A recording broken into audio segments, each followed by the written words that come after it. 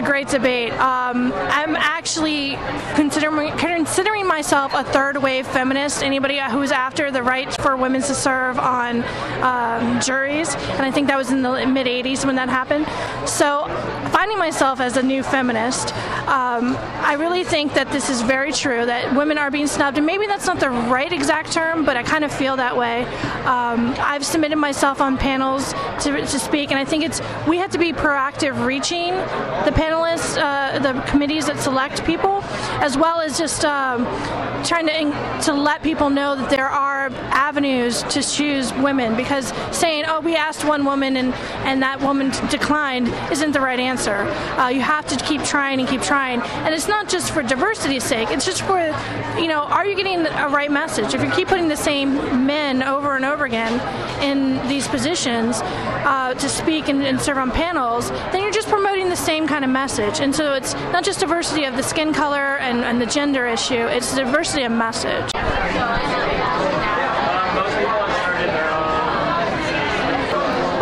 I love what's going on right now. I think that Allison Capon, Shireen Mitchell, even Jeff Livingston did a blog posting today. I think it's really important that they bring more women onto the scene. I actually was just in the Washington Post the other day as one of the women who were bridging the digital divide here in DC as a technologist, and someone left a comment that said that I'm just a social media consultant, and I just really feel like you no longer need to be a coder or an engineer to be a technologist, and I think that there are so many women who are doing amazing things in technology, and I think it is important that they start getting on more conference panels and really appreciate all the advocacy work that everyone's doing to move that.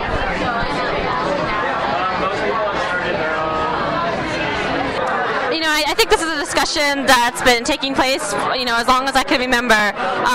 Especially in the tech community, there's just not a lot of women involved in technology. But the difference in social media, I think, is that a lot more women are communicators. They are in the marcom and PR fields, and that's where social media is drawing a lot of expertise from.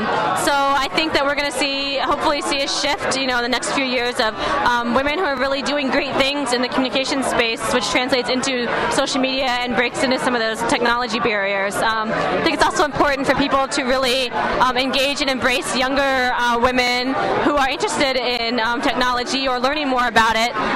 It's a great field, and I think that's often overlooked, and now with social media and technology intersecting in a lot of different industries, there's a lot of opportunity for women to get involved.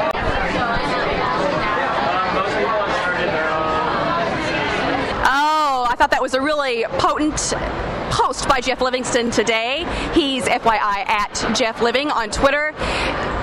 Frankly, DC, I thought he summarized points really well. And just to those listening, there is one, I think, pivotal point regarding social media transparency that Jeff brought up at the beginning of his post. Recently, in the last few days, there was a top 10 list produced by a speaker agency. Oh my gosh, I'm drawing a blank. It was like an acronym. TSB. Thank you, TSB. And they said from their research, from their 3-point criteria, they had chosen a top 10 social media expert to recommend list. And we're in the age of transparency and social media, so one can assume that what they're saying is accurate, right? Well, it turns out that a lot of the people that they cited on that list were not indeed represented by that agency in terms of representing them professionally for speaking, and B, there was not one woman cited on that list. So that was sort of the preamble of Jeff's setup today in terms of, hey, women being snubbed and not even viewed as experts, and B, that there was a real lack of authenticity from this particular organization. And I want to conclude with one key thing that I thought stood out. It was frankly painful for me to hear Jeff say, and I completely agree with it, however, and that is he went into sort of a second part in evaluating the top 10 people, DC, on that list, and there were some names on there that he didn't even recognize, and he, as you know, is very immersed in the sector, and there were men on that list expressed that he didn't think had nearly enough, quote, street cred in the business as a lot of women that he knew. And he brought up a point then that, look, according to this organization, mediocre men were even better, conceivably, than really top-notch women leaders in the field. And regarding existing sexism, as uncomfortable as it is sometimes to say in the industry, I thought that was a compelling, well brought out point.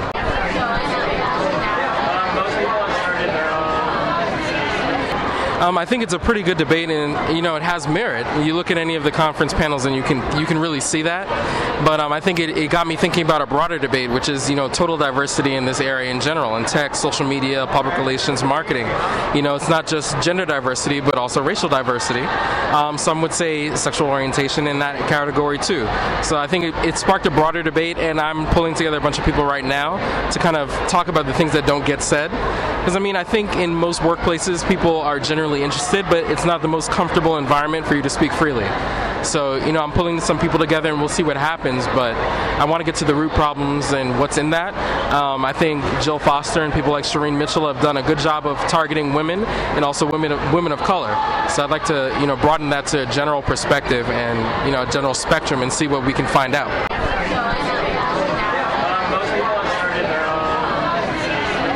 I've absolutely been following the tweets and have seen it firsthand, the whole scenario.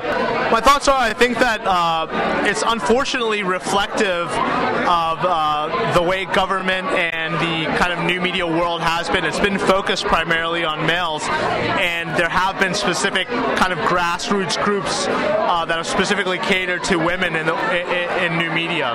And I think that as the kind of the situation grows a little bit more, we're going to see a lot more women coming to the forefront. I think we have a lot of key players, specifically in the DC area, that have specifically kind of launched their own organizations and own groups. So I'm looking forward to seeing more of that in the future.